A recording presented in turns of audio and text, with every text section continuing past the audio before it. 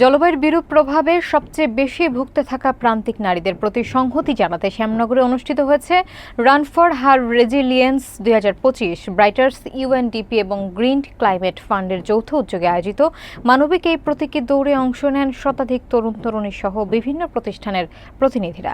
নিরাপদ পানির অভাব এবং জলবায়ুর ঝুঁকিতে থাকা নারীদের দৈনন্দিন সংগ্রামকে প্রতিফলিত করতে অংশগ্রহণকারীরা হাতে কলস নিয়ে 5 কিলোমিটার পথ অতিক্রম করেন।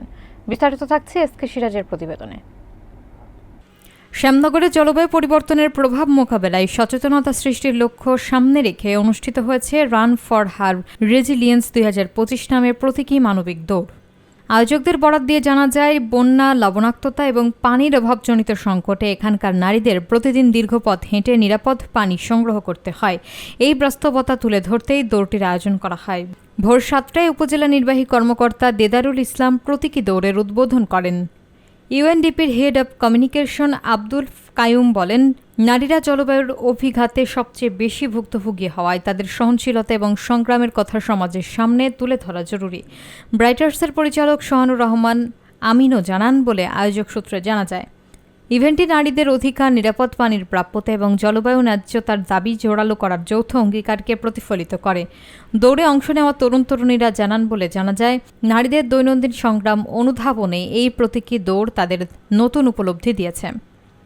যে পানির যে কষ্ট, তারা প্রতিদিনে দীর্ঘ পথ হেঁটে পানি নিয়ে আসে, তো সেটাই হচ্ছে আমরা অনুভব করানোর বা তাদের কষ্টটা ফিল করা বা গ্যাদার করার আরই একটা করলাম। আমরা তো প্রতিদিনই করতে পারবো না, জাস্ট আমরা ফিল করতে পারি যে একজন উপকূলের মেয়ে সে হচ্ছে পানির জন্য কতটা কষ্ট করতেছে।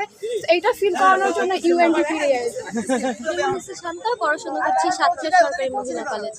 আজকের এই আয়োজনটি মূলত একটি প্রতীকী ম্যারাথন, যা গ্রামীণ জীবনে অর্থাৎ আমাদের উপকূলীয় অঞ্চলে যেসব নারীরা রয়েছেন তাদের দৈনন্দিন জীবনের একটি ঘটনা।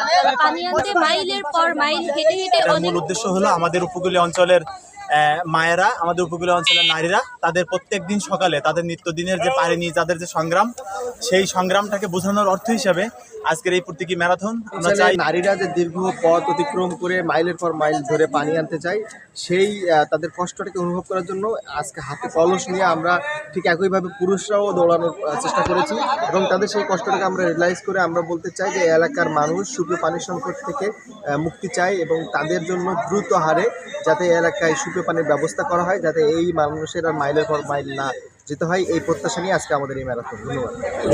ধন্যবাদ জানাচ্ছি এবং যে উদ্দেশ্যে আজকের এই দৌড়, আমি মনে করি দেশের উদ্দেশ্য প্রতিফলিত হোক। আর কথা দীর্ঘ না করে আমি আজকের যে প্রোগ্রাম এটা শুরু করতে ধন্যবাদ সবাই।